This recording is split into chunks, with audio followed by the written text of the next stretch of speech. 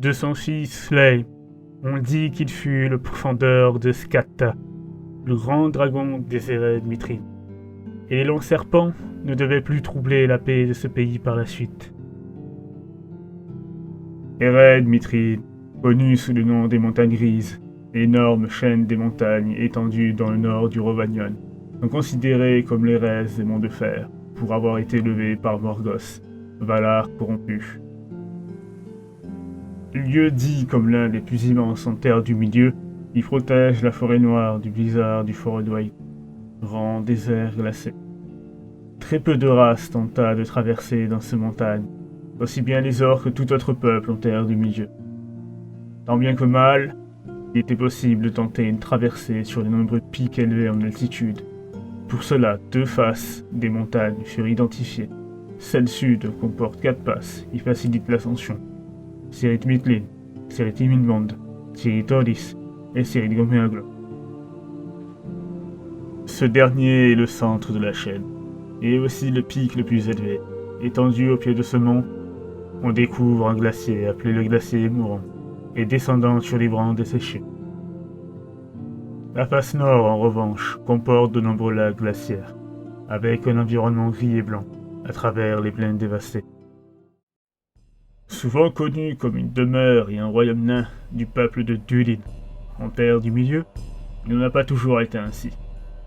Lors du premier âge, les montagnes grises furent d'abord conquises par des hommes d'Étain, qui désignent 3 peuples durant la guerre des joyaux. Le peuple de Béor, le peuple de Halet et le peuple de Hador, peuple qui deviendra plus tard les Núménoriens ou les Dúnedain du Nord. Quelque temps plus tard, les hommes abandonnèrent les montagnes grises pour le Beleriand, qui se situe au nord du Rhovanion. Aux alentours, dans le Grand Nord, se trouva Cala Dula Courte, la forteresse des glaces noires gardée par les Akuluru, hors des glaces. Ils surveillent le nord de la chaîne pour Morgoth, qui passera ensuite par Sauron, ou même le roi sorcier d'Angmar. En l'an 587 du premier âge, Tangorodrim, l'ancienne forteresse Zombon, palais de Morgoth, tomba en ruine au cours de la guerre de la Grande Colère. Les dragons restants s'enfuirent vers les montagnes grises au début du deuxième âge. Ainsi, ils s'endormirent pendant plus d'un âge, et échappent à la vigilance de Valar. Ils furent parmi des légendes pour certaines personnes en terre du milieu. À longtemps du troisième âge, une grande tranquillité s'installa sur les montagnes grises. C'est lors de l'an 1440 du troisième âge que le peuple de Durin, de Khazad-dûm, découvre une mine d'argent sur le mont Gomeaglo, qu'il nomma le précipice d'argent. Cette mine regorge une très grande richesse d'argent incommensurable. Les nains avaient donc trouvé un énorme trésor à exploiter. Cela dura près de 2 siècles que les nains de Khazad-dûm et la colonie du précipice d'argent communiquaient. Mais par la suite, plus rien. Les communications tombèrent dans l'oubli. Les nains de Khazad-dûm pensent que la grande peste était la cause de la disparition. Mais ils se trompèrent fortement, car la colonie avait subi la colère d'un dragon. En l'an 1635 du troisième âge, Skatta, le Vert, est venu. Il était l'un des derniers fils de Gurung, qui était le père des dragons. Il prendra toute la colonie par surprise et les tuera jusqu'au dernier, pour s'accaparer les fortes richesses du précipice d'argent. L'avidité des dragons est telle que Skatta, après avoir tué toute population naine, ne resta pas longtemps dans les montagnes grises. Il partit en quête de plus de richesses et de butin. C'est bien des années plus tard que les nains de Khazad-dûm apprirent la vérité en venant à Eret Mithril, lorsqu'ils perdirent le roi de Durin, Nain Ier, suite au déchaînement du Balrog des Monts Brumeux, le fléau de Durin. En l'an 1994 du troisième âge, ces nains de Khazad-dûm établissent la première base dans les montagnes grises, sous le nom de Crevasse du Tonnerre. En 2002, un contact est établi avec Train 1, roi du peuple de Durin et de la montagne solitaire, qui apprit le malheur de la colonie du précipice d'argent. La montée en puissance des montagnes grises perdura près d'un siècle et demi. Certains nains quitta même Erebor pour rejoindre Ered Mithril. 3 dieux de colonies importants furent établis pendant ce siècle et demi. Noldum en 2095, la carrière d'argent en 2149 et le Lampic en 2152 du Troisième Âge. Mais Tholin Ier, son fils, s'exila et s'enfuit au Grand Nord, s'établissant dans les montagnes grises, où s'assemblaient à présent la plupart des gens de Dulin, car riches étaient ces monts et peu exploités. Tholin Ier, fils de Train Ier, qui dirige Erebor, devient roi de Dulin en 2190 du Troisième Âge, et 20 ans plus tard, il quitta Erebor pour s'établir dans les montagnes grises. Durant son règne, il fait de Noldum la capitale du peuple de Dulin, mais le mal avait de nouveau brisé la tranquillité des nains.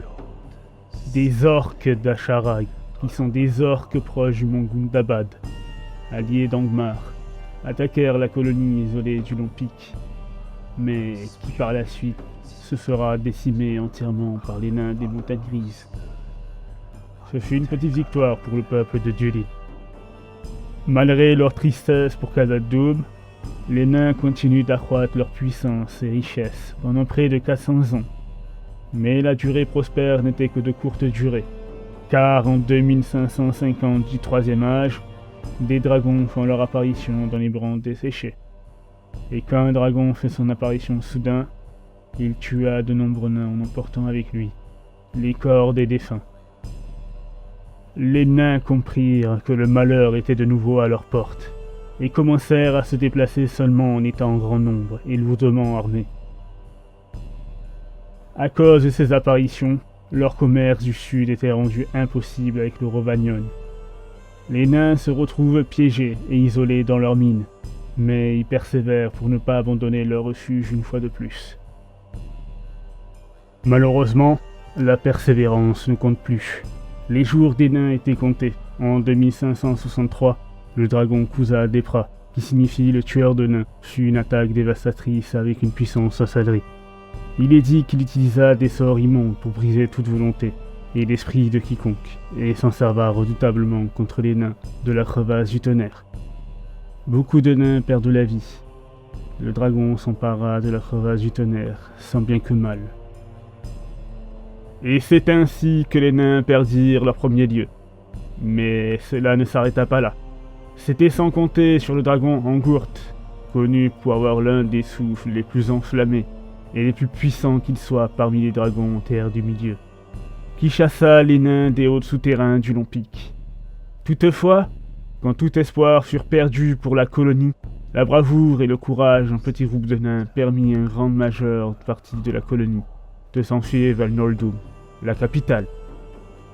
Mais ce groupe de nains perdit la vie en chemin pour sauver leurs semblables. Les malheurs de chaque colonie furent racontés à Nain II, roi de Dulin pendant cette période. Le roi jura de jamais abandonner Noldum et le précipice d'argent, en maudissant les dragons de toutes ses forces. Nain II tiendra parole. En 2580, une attaque est produite sur Noldum par un dragon de froid, que Nain II combat de toutes ses forces et terrassa le dragon.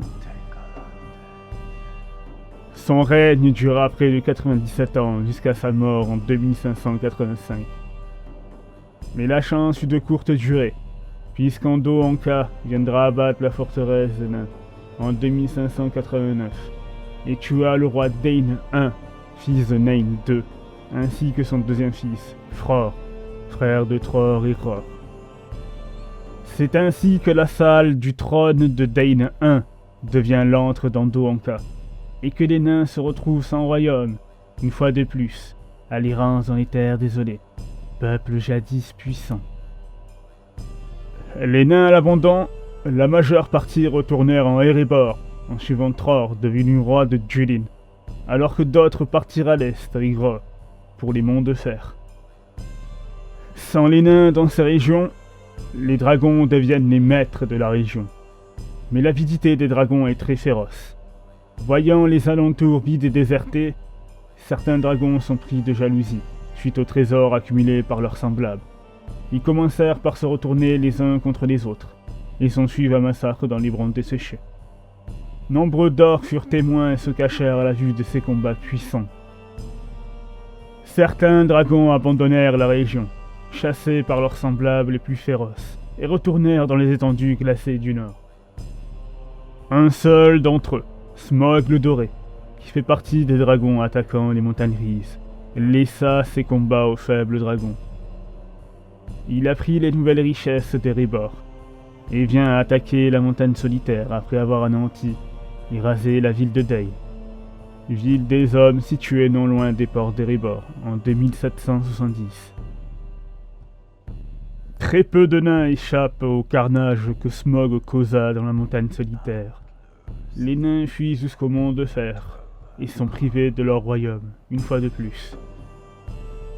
Après la bataille d'Azanul Bizarre, Bolg, fils de Azog, tué pendant la bataille, reconstruit l'armée de son père en voulant contrôler les contrées du nord. Il envoya des orques dans les montagnes grises pour les occuper. Il créa un vaste réseau sous la chaîne des montagnes. La plus grande crainte des orques a été de croiser des dragons encore vivants, à l'abri de tous les regards, mais aucun ne manifesta sa présence, au grand soulagement des orques. Quand Bolg apprend la mort de Smaug, tué par l'archer-barde d'Esgaroth, il souhaite prendre sa revanche sur les nains qui ont tué le grand gobelin. Il rassemble son armée en vidant les montagnes grises, les monts de Gundabad, et se dirigea vers la bataille pour Erebor. Bataille qu'il perdra, et qui décima quasiment toutes les hordes d'orques des montagnes grises, excepté une seule tribu sur les 3 tribus qui s'étaient installées, à l'origine dans Ered Mithril. Pendant la guerre de l'anneau, les orques restants d'Ered Mithril et le reste des forces du mont Gundabad lança un assaut sur le peuple de Thranduil et les hommes des bois de la forêt noire. Mais cela s'avère un échec, et perdirent tout courage lors de la chute de Sauron, préférant s'enfuir en petites bandes vers les montagnes. Néanmoins, une rumeur stipule que le peuple de Dúlin aurait récupéré ses salles dans les montagnes grises au 4e âge, en raison de la forte diminution des orques et des dragons. Et c'est ainsi que l'histoire des montagnes grises s'acheva. Le livre se ferme, et vous dit à très bientôt pour de nouvelles aventures en Terre du Milieu.